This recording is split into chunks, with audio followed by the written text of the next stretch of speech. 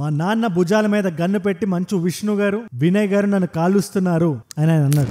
గంటకి ఒక ట్విస్ట్ ఉంటుంది ఈ పర్టికులర్ స్టోరీలో. అండ్ మంచు మనోజ్ గారి మీద మోహన్ బాబు గారు 4 చాలా పెద్ద ఎలిగేషన్ చేశారు. మితిమీరిన తాగుడు అలవాటు అవ్వడం వల్లే ఇలా బిహేవ్ చేస్తున్నావు అని చాలా పెద్ద ఎలిగేషన్ వేశారు. ఎవరైతే జనాలు వచ్చి మన కాలేజీల్లో ఫీజులు కడుతున్నారో వాళ్ళకి ముందస్తుగానే చెప్తాను కొన్ని విషయాలు అని ఇక్కడ వినయ్ గారి మాట ఏదైతే వినబడుతుందో ఆయన గురించి మాట్లాడారు. ఆయన మీడియా వాళ్ళ గురించి పోలీస్ వాళ్ళ గురించి కూడా మాట్లాడారు. ఇన్ఫాక్ట్ చాలా స్ట్రాంగ్ లాంగ్వేజ్ వాడారు. బట్ దానికన్నా ముందు ఎండ్ చేసే ముందు మనోజ్ గారితో డిస్కషన్ ఒక చాలా పెద్ద స్ట్రాంగ్ మాట మాట్లాడారు. ఆయన ఇది కరెక్ట్ కాదని పోలీసులతో వాళ్ళు చెప్పారు. Still I appreciate you, I love you అని చెప్తూనే ఎవరికి తొత్తుల్లో ఉండకండి అని స్ట్రాంగ్ లాంగ్వేజ్ వాడారు. ఆయన యానిమల్ పార్క్ అనే సినిమా ఎప్పుడు వస్తుందో తెలియదు కానీ ఈ ఫాదర్స్ అండ్ ఫైట్ ఏదైతే ఉందో ఆ సినిమాని మర్చిపోయేలా చేస్తుంది. మంచు మోహన్ బాబు గారిని మంచు విష్ణు గారిని రాచకొండ పోలీస్ స్టేషన్ కి వచ్చి మీ దగ్గర ఉండే వెపన్స్ అన్ని సబ్మిట్ చేయాలని పోలీసులు చెప్తున్నారు. కారణం నిన్న జరిగిన ఒక ఇన్సిడెంట్. ఈ వీడియో నేను షూట్ చేస్తున్న టైం కి మంచు మనోజ్ గారు ఏడ్చుకుంటూ వచ్చి ఇవాళ సాయంత్రం 5:30కి నేను ఒక ప్రెస్ మీట్ పెట్టబోతున్నాను, మా నాన్న భుజాల మీద గన్ను పెట్టి నన్ను కాలుస్తున్నారు, మంచు విష్ణు గారు వినయ్ గారు మొత్తం నిజాలు బయటపడుతున్నానని చెప్తున్నారు.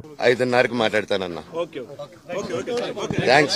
మొత్తం నిజాలు బయట పెట్టేస్తా అంటున్నారు ఆయన. ఈ మీడియా సర్కస్ అంతా గత 3-4 డేస్ గా జరుగుతున్నా కూడా నిన్న ఏదైతే ఇన్సిడెంట్ జరిగిందో అది రాచకొండ పోలీసులు వెపన్స్ కాన్ఫిస్కేట్ చేయడానికి మనోజ్ గారు ఈ ప్రెస్ మీట్ పెట్టడానికి కారణమైంది. రంజిత్ అనే వ్యక్తి ఆయన టీవీ నేను పనిచేస్తారైన ఇంకో వ్యక్తి ఆయన పేరు సూర్య. నిన్న మంచు మనోజ్ గారు నా బిడ్డ ఇంట్లోనే ఉంది, ఆ బిడ్డను తెచ్చుకోవాలి, నేను నన్ను లోపలికి అలౌ చేయట్లేదు అని మీడియా వాళ్ళని కూడా పట్టుకెళ్లి వాళ్ళు ఏదైనా సాయం చేస్తారని చెప్పి చాలాసేపు బయట వెయిట్ చేసి లోపల నుంచి ఎటువంటి రెస్పాన్స్ లేకపోయేసరికి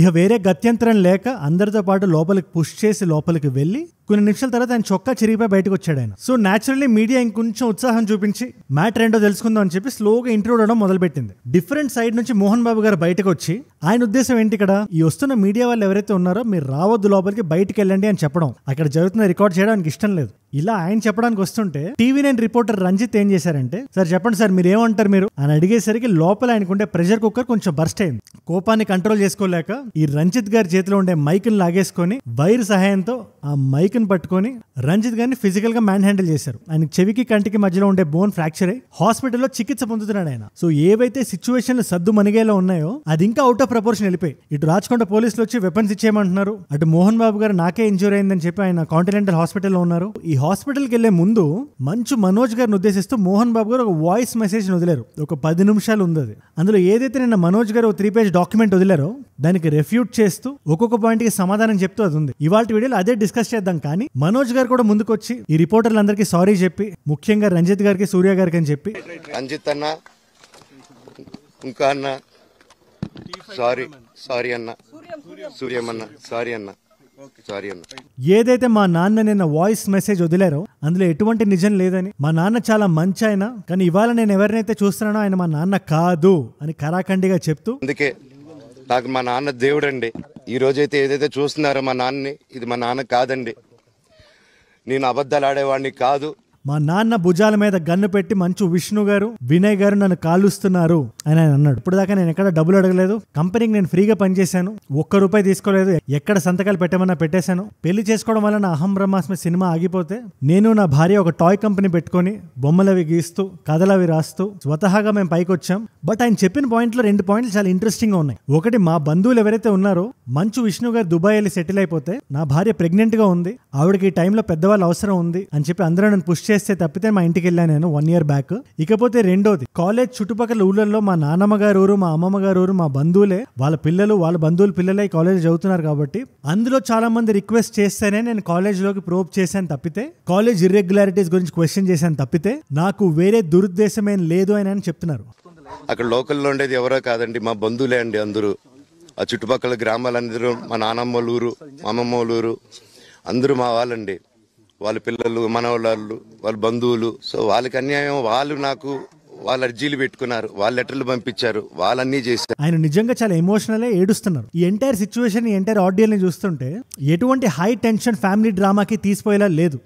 గంటకి ఒక ట్విస్ట్ ఉంటుంది ఈ పర్టికులర్ స్టోరీలో. నిన్న మనం మంచు మనోజ్ గారి 3 పేజ్ డాక్యుమెంట్ ని మనం రిఫర్ చేసాం. నేను ఒక మాట అన్నా నిన్న, బట్ ఆయన రెస్పాండ్ అయితే మాత్రం స్పెక్యులేట్ చేసి ఈ వ్యక్తి కరెక్ట్ కాదని నేను ఎప్పటికీ చెప్పను. యాజ్ ప్రామిస్ మంచు మోహన్ బాబు గారు మాట్లాడారు కాబట్టి ఆయన పాయింట్ ఆఫ్ వ్యూ మీ ముందు పెడతా, అన్బయాస్డ్ గా, క్రిస్ప్ గా, అందరికీ అర్థమయ్యేలాగా. And then you decide. జనాల్లోకి మిస్ఇన్ఫర్మేషన్ వెళ్ళకూడదు. 24 hours రిపీట్స్ లో న్యూస్ రన్ అవుతున్నా కూడా మనకి ఎందుకు అర్థం కాదు? టూ మచ్ ఆఫ్ ఇన్ఫర్మేషన్ ని వితౌట్ కాంటెక్స్ట్ వాళ్ళు చెప్తుంటారు. సో దాన్ని కట్ చేయడానికి అందరికీ అర్థమయ్యేలా మన చుట్టూ జరిగే విషయాలు అవి లోకల్ అయినా, నేషనల్ అయినా, ఇంటర్నేషనల్ అయినా సింపుల్ గా మీ ముందు పెడుతున్నాం. నేను వీడియో పెట్టి పట్టుకుని మీ దాకా రావాలనుకుంటే కింద సబ్స్క్రైబ్ కొట్టండి. మన ఐఫోన్ అడుగుతుంటది కదా సాఫ్ట్వేర్ అప్గ్రేడ్ చేసుకోమని, మరి మన సాఫ్ట్వేర్ కూడా అప్గ్రేడ్ అవ్వాలి కదా. నాకు 10 నిమిషాలు ఇవ్వండి చాలు. సబ్స్క్రైబ్ చేసుకున్నారుగా, వీడియోలోకి వెళ్ళిపోదామా? మంచు మోహన్ బాబు గారు ఏమంటున్నారో చూసేద్దామా? Let's go. ఫస్ట్ మీకు కాంటెక్స్ట్ అర్థం కావాలి. నిన్న మంచు మనోజ్ గారు 3 పేజ్ డాక్యుమెంట్ రిలీజ్ చేశారు. దాన్ని ఎక్స్ప్లెయిన్ చేస్తూనే నేను ఒక వీడియో చేశాను. దానికి డైరెక్ట్ రెస్పాన్స్ మోహన్ బాబు గారు ఆడియో క్లిప్. అందులో మంచు మనోజ్ గారు చేసిన ఎలిగేషన్స్ ఏవైతే ఉన్నాయో ఒక్కొక్క దానికి రెస్పాండ్ అయ్యారు ఆయన. అండ్ మంచు మనోజ్ గారి మీద మోహన్ బాబు గారు 4 చాలా పెద్ద ఎలిగేషన్స్ చేశారు. ఆయన ఆడియో మెసేజ్ ఎలా స్టార్ట్ చేశారు? మంచు విష్ణు గారి లాగే, లక్ష్మీ ప్రసన్న గారి లాగే నువ్వు కూడా నా బిడ్డవే. ఇన్ఫాక్ట్ నీ మీద ఎడ్యుకేషన్ కైనా వేరే యాక్టివిటీస్ కైనా ఇంకా ఎక్కువ డబ్బులు నేను ఖర్చు పెట్టాను అండ్ నేను ఇంకా గారాబంగా పెంచాను. In return what have you done అని స్ట్రైట్ క్వశ్చన్ వేస్తూ ఒక చాలా పెద్ద మాట అన్నారు. నన్ను గుండెల మీద తన్నావు. మీ అమ్మ హాస్పిటల్లో ఉంది, కాంటినెంటల్ హాస్పిటల్లో. She's crying. నేను మీ అమ్మ ఏడ్చుకుంటున్నావురా. ఇక్కడ మీకు ఫ్యామిలీ డైనమిక్స్ కొద్దిగా ఎక్స్ప్లెయిన్ చేయాలంటే మోహన్ బాబు గారి first wife kids are Manchu Vishnu గారు అండ్ లక్ష్మీ ప్రసన్న గారు. సెకండ్ వైఫ్ ఎవరైతే ఉన్నారో నిర్మల గారు, there kid is Manchu Vishnu గారు. So your mother is crying. In spite of that నువ్వు ఇలా చేస్తున్నావు. ఒక్క విషయం చెప్దాం అనుకుంటున్నాను జర్నలిస్టులకి, మంచు విష్ణు నన్ను మ్యాన్ హ్యాండిల్ చేశాడని రాస్తున్నారు. అది చాలా తప్పు, అది ముమ్మాటికి తప్పు. ఆయన నా మీద చెయ్యి ఎత్తలేదు. ఆ మాట మీరు వెనక్కి తీసుకోండి. నువ్వు నన్ను కొట్టడం ఏంట్రా? నా బిడ్డ నన్ను తాకలా. ఇద్దరం ఘర్షణ పడ్డాం కొన్ని కారణాల వల్ల. ప్రతి ఫ్యామిలీలోనూ ఉంటాయిరా ఇవి అని అంటూనే ప్రతి ఫ్యామిలీలో జరిగేదే ఇది. మన ఎపిక్స్ చూసుకున్నా, రామాయణం, మహాభారతం, భాగవతం ఇవన్నీ చూసుకున్నా కూడా చాలా కామన్ గా జరుగుతుంటది. మమ్మల్ని జూమింగ్ చేసి స్పెసిఫిక్ గా మాట్లాడడం అంత కరెక్ట్ కాదు. స్పెషల్లీ మిస్ఇన్ఫర్మేషన్ ఇవ్వడం, మా నుంచి ఎటువంటి స్టేట్మెంట్ రానప్పుడు. ఇక్కడ మనోజ్ గారి మీద వేసిన ఫస్ట్ బిగ్ ఎలిగేషన్ బయటకు వస్తుంది. నువ్వు హెవీ డ్రింకర్ అవ్వడం వల్లే, మితిమీరిన తాగుడు అలవాటు అవ్వడం వల్లే ఇలా బిహేవ్ చేస్తున్నావు అని చాలా పెద్ద ఎలిగేషన్ వేశారు. ఎంత మంచి నటుడివి నువ్వు. నీ భార్య మాటలు విని తాగుడుకు అలవాటు పడిపోయావు. నువ్వు మంచి యాక్టర్ అయి ఉండొచ్చు, బట్ ఇవాళ నా రెప్యుటేషన్ నువ్వు చెడగొట్టావు. సెకండ్ థింగ్ ఆయన ఏం అడ్రస్ చేశారంటే, ఏవైతే మోహన్ బాబు కాలేజ్ లో అవకతవకలు జరుగుతున్నాయని, ఫైనాన్షియల్ ఇర్రెగ్యులారిటీస్ ఉన్నాయని మంచు మనోజ్ గారు అన్నారు. దాన్ని డైరెక్ట్ గా అటాక్ చేస్తూ మన కాలేజ్ లో 25% ఫ్రీ ఎడ్యుకేషన్ ఇస్తున్నాం, ఎటువంటి క్యాస్ట్ రిలీజియన్ చూడకుండా. మన కాలేజ్ అనేది గ్రేటర్ దాన్ టెంపుల్స్. అది ఇది మోహన్ బాబు గారి మాట. ఇది ఎవరైతే జనాలు వచ్చి మన కాలేజీల్లో ఫీజులు కడుతున్నారో వాళ్ళకి ముందస్తుగానే చెప్తాం కొన్ని విషయాలు. ఒకటి, ఇవి మా కాలేజ్ లో రూల్స్ అని, ఈ రూల్స్ మీరు అంగీకరిస్తేనే జాయిన్ అవ్వండి అని. 2, ఇది అండర్ ప్రివిలేజ్ స్టూడెంట్స్ కోసం చెప్తున్నారు. మేము ఎప్పుడైనా ఒక స్టూడెంట్ ఫీజుని గవర్నమెంట్ భర్తీ చేస్తుందంటే ఎంత % భర్తీ చేస్తుందో ముందే ఆ స్టూడెంట్ కి చెప్తాం. ఆ మిగిలిందే కట్టించుకుంటున్నాం. దానికి అకౌంట్స్ ఉన్నాయి, అంతా చాలా క్లియర్ గా ఉంది, ఎటువంటి ఇర్రెగ్యులారిటీస్ లేవు. ఒకవేళ ఉన్నా కూడా చెప్పడానికి నువ్వెవరు? దానికి గవర్నమెంట్ ఆర్గనైజేషన్స్ ఉన్నాయి, డిపార్ట్మెంట్ ఉంది. ఇవాళ నువ్వు కాలేజ్ మీద పడ్డావు, అది చాలా తప్పు అని మోహన్ బాబు గారు అన్నారు. గవర్నమెంట్ ఏమి ఇస్తుందో ఇంత పర్సంటేజ్ వాళ్ళకు కూడా మీ దగ్గర ఎందుకు డబ్బు తీసుకుంటున్నావు అంటే దానికి అర్థం పరమార్థం చెప్పాము. దొంగతనంగా తీసుకోలేదు, ప్రతి దానికి చెక్కులు ఉన్నాయి, అది అకౌంట్ ఉంది. ఇలా చెప్తూనే రెండో పెద్ద ఎలిగేషన్ వేశారు మంచు మనోజ్ గారి మీద. అదేంటంటే ఆయనకి తాగుడు అలవాటు ఉండడమే కాదు, ఈ అలవాట్లో ఇంట్లో ఎవరైతే వర్కర్స్ ఉన్నారో ఆ వర్కర్స్ ని మంచు మనోజ్ గారు మ్యాన్ హ్యాండిల్ చేస్తున్నారని. మన ఇంట్లో వర్కర్స్ ని కొట్టడం చాలా తప్పు. ఇదే కాంటెక్స్ట్ లో చెప్తున్నారు ఆయన. మేమిద్దరం కొట్టుకోలేదు, మ్యాన్ హ్యాండ్లింగ్ చేసుకోలేదు, కొంచెం ఘర్షణ జరిగింది. మంచు మనోజ్ గారు కుంటుకుంటూ హాస్పిటల్కి వెళ్ళారు. కానీ ఎవరైతే నా సైడ్ మనుషులు ఉంటారో, వర్కర్స్ ఉంటారో, వాళ్ళని ఫస్ట్ మనోజ్ కొట్టడం వల్ల ఇది జరిగింది అని ఆయన చెప్తున్నారని నా ఉద్దేశం. లేకపోతే అవుట్ ఆఫ్ ద బ్లూ తీసుకురారు. అండ్ రెండోది దేనికి రెస్పాండ్ అవుతున్నారు?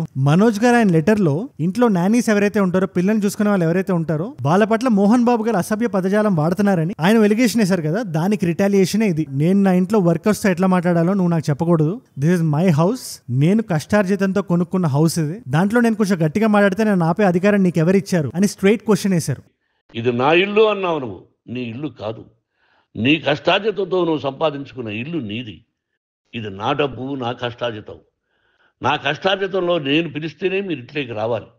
అందుకే నువ్వు వర్కర్స్ ని కొడుతున్నావు నువ్వు అని మంచు మనోజ్ గారిని అంటూ, ఒకానొక టైంలో ఒక వ్యక్తి ఆల్మోస్ట్ చనిపోతే ఆ వ్యక్తి పోలీస్ స్టేషన్కి వెళ్ళి కంప్లైంట్ చేయబోతే నేనే ఆ వ్యక్తిని ఆపాను. దీన్ని కూడా మనం వెరిఫై చేయలేం. ఇది మోహన్ బాబు గారు ఎలిగేషన్ అంతే. తాగడం తప్పు కాదు, నేను కూడా 2-3 పెగ్గులు తీసుకుంటాను. కానీ తాగి వర్కర్స్ ని కొట్టడం, ఇలా బిహేవ్ చేయడం కరెక్ట్ కాదు. దీంతో పాటు ఆయన మంచు విష్ణు గారి గురించి మాట్లాడుతూ, ఆయన అవుట్ ఆఫ్ కంట్రీస్ వెళ్ళి అక్కడుండే టాప్ యూనివర్సిటీస్ తో మన కాలేజ్ కి టైఅప్ చేయించి ఆయన అంత కష్టపడుతుంటే నువ్వు దీన్ని డెమాలిష్ చేస్తున్నావు. నీ బిహేవియర్ నచ్చగా నేను వెళ్ళిపోమన్నాను, నువ్వు ఒకసారి వెళ్ళిపోయావు, మళ్ళీ వెనక్కి వచ్చావు, బిహేవియర్ మార్చుకుంటానన్నావు, మళ్ళీ వెళ్ళావు, మళ్ళీ వెనక్కి వచ్చావు. నా వైఫ్ నువ్వు బాగా బిహేవ్ చేస్తావని చెప్తే మళ్ళీ ఇంట్లో పెట్టుకున్నాను, కానీ this behaviour of yours is wrong అని మోహన్ బాబు గారు అంటున్నారు. తప్పు చేయని ఒకసారి వచ్చావు, మళ్ళీ తప్పు చేశావు, మళ్ళీ వెళ్ళావు, మళ్ళీ ఈసారి తప్పు చేయనన్నావు. ఏమండి వీడు తప్పు చేయడం అని మీ అమ్మ చెప్పింది. నేను ఇంట్లో వాళ్ళతో ఎప్పుడు అబ్యూజివ్ గా లేను. ఉంటే గింటే ప్రొఫెషనల్ లైఫ్ లో సినిమా సెట్స్ లో కొంచెం గట్టిగా మాట్లాడడం అది ఉండేదేమో గానీ, నేను పార్లమెంట్ లో ఉండేటప్పుడు కూడా I was a clean parliamentarian. అలాగే ఎగ్జిట్ అయ్యాను నేను. ఇవాళ రెప్యుటేషన్ పడిపోయింది అని ఇక్కడ వినయ్ గారి మాట ఏదైతే వినబడుతుందో ఆయన గురించి మాట్లాడారు. ఆయన ఇదివరకు సాక్షి టీవీలో పనిచేసేవాళ్ళు. Right now he's the trustee Mohan Babu యూనివర్సిటీకి అండ్ 24 ఫ్రేమ్స్ ఫ్యాక్టరీ అని చెప్పి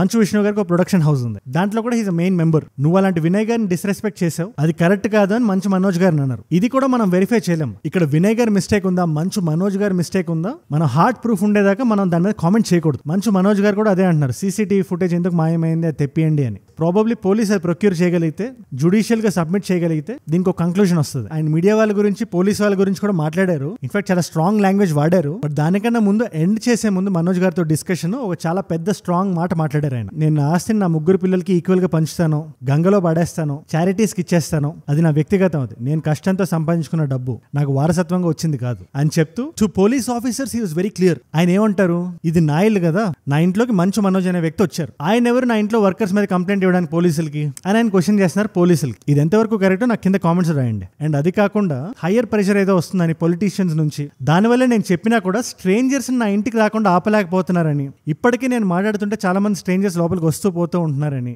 ఇది కరెక్ట్ కాదని పోలీసులతో వాళ్ళు చెప్పారు. Still I appreciate you, I love you అని చెప్తూనే ఎవరికి తొత్తుల్లో ఉండకండి అని స్ట్రాంగ్ లాంగ్వేజ్ వాడారు ఆయన.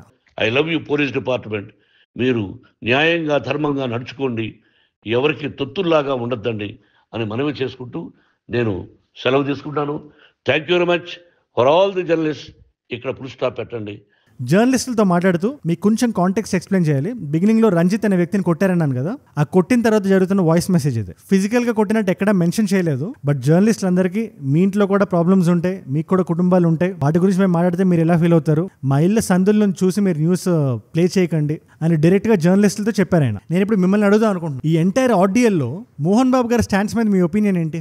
నాకు ఒకటే స్టాండ్ ఉంది, ఎవరిది కరెక్ట్ అయినా ఎవరిది తప్పైనా అది జ్యుడిషియరీ నిర్ణయిస్తుంది. బట్ ఏది ఏమైనా ఫిజికల్ గా మ్యాన్ హ్యాండిల్ చేయడం, వైలెన్స్ లోకి దిగడం ఎప్పటికీ కరెక్ట్ కాదు. అట్ ద సేమ్ టైం ఈ జర్నలిస్టులు ఎవరైతే ఉన్నారో పర్సనల్ స్పేసెస్ లోకి ఇంట్రూడ్ అవడం, అది ఎటువంటి పరిస్థితుల్లో అయినా కూడా ప్రైవేట్ లిమిట్స్ లోకి, హౌసెస్ లోకి చొరపడడం కరెక్ట్ కాదు. But violence is a bigger mistake at the end of the day. దీని మీద మీ అభిప్రాయం ఏంటి కింద కామెంట్స్ రాయండి. అండ్ ఒక్క విషయం చెప్దాం అనుకుంటున్నా, నెవర్ స్పెక్యులేట్. ఈ వీడియోస్ చేయడానికి కూడా కారణం అదే. ఏదైతే straight from the horses mouth వస్తుందో ఇరువైపుల నుంచి, అది మీ ముందు క్లీన్ గా చెప్తే, క్లియర్ గా పెడితే స్పెక్యులేషన్ కి అవకాశాలు తగ్గుతాయని ఒక చిన్న నమ్మకంతో అంతే. నిన్న వీడియోలో చెప్పినట్టే ఈ వ్యక్తి కరెక్ట్ అని, ఈ వ్యక్తి తప్పని బీ రెస్ట్ అష్యూర్డ్ నా నుంచి రాదన్నమాట. ఎందుకంటే I believe in the law of the land. మీరు కూడా అలాగే ఉండాలని మనస్ఫూర్తిగా కోరుకుంటున్నాం. ఇవాళ వీడియోలో మనం మోహన్ బాబు గారి గురించి మాట్లాడాం, ఆయన ఏ స్టాండ్ లో ఉన్నారని. అండ్ ఎవ్రీ సింగిల్ డే ఒక కొత్త ట్విస్ట్ తీసుకుంటే ఈ పర్టికులర్ స్టోరీ. యానిమల్ పార్క్ అనే సినిమా ఎప్పుడు వస్తుందో తెలియదు కానీ ఈ ఫాదర్స్ అండ్ ఫైట్ ఏదైతే ఉందో ఆ సినిమాని మర్చిపోయేలా చేస్తుంది. రెండు వైపుల నుంచి ఫుల్ వాళ్ళు చెప్పాల్సిందంతా చెప్పేశారు కాబట్టి నా సైడ్ నుంచి మోస్ట్లీ దీని గురించి మాట్లాడను. మళ్ళీ వీళ్ళలో ఎవరైనా వాళ్ళే బయటకు వచ్చి మాట్లాడితే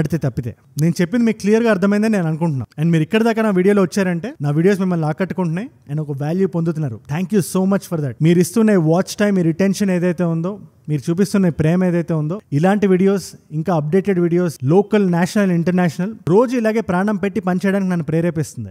నాకు 10 నిమిషాలు ఇవ్వండి చాలు. నేను అడిగేది అదే. ఈ ఐఫోన్ అప్గ్రేడ్ అవుతుంటది కదా, న్యూ అప్గ్రేడ్ అని వస్తుంటది కదా, అలాగే మన మైండ్స్ కూడా అప్గ్రేడ్ అవ్వాలి. 2 months అలా చేంజ్ మీరే చూడండి. కొత్తగా వచ్చిన వాళ్ళు ఎవరున్నా సబ్స్క్రైబ్ చేసుకోవడం మర్చిపోకండి. నేను మిమ్మల్ని మళ్ళీ రేపు కలుస్తా. అండ్ ఇన్స్టాగ్రామ్ లో నన్ను కలవాలనుకున్నా, నాకు ఏదైనా కొత్త వీడియో ఐడియా ఇద్దాం అనుకున్నా, come there, let's connect there. నాకు డిఎం చేయండి. అండ్ నా గురించి తెలుసుకుందాం అనుకుంటే అజయ్ ఫ్రమ్ ఏజ్వుడ్ అని ఉంటుంది. 1+ million ఫాలోవర్స్ ఉంటారు. You should be able to find me. And 2 complimentary videos పెడుతున్నా. ఈ ఇష్యూని ఇంకా జూమ్ ఇన్ చేసి మంచు మనోజ్ గారు స్టాండ్ ఏంటో తెలుసుకుందాం అనుకుంటే ఈ పర్టికులర్ వీడియో చూడండి. ఆర్ ఏదైనా కొంచెం ఇంటర్నేషనల్ న్యూస్ ఏదైనా తెలుసుకుందాం అనుకుంటే సిరియాలో ఏదైతే జరుగుతుందో దాని మీద ఒక వీడియో నేను క్లియర్ గా చేశాను. ఆ పర్టికులర్ వీడియో ఎక్కడ ఉంది, మీకు ఏది ఇంట్రెస్ట్ ఉంటే అది చూడండి. I will see you tomorrow. మనందరం కలిసి పెరగాలి, కలిసి ఎదగాలి. Let us all rise together. Rise above media circus. Rise above violence. Rise above hate. ఏజ్వుడ్ అంటే మనం. జై హింద్, జై భారత్, జై ఆంజనేయ.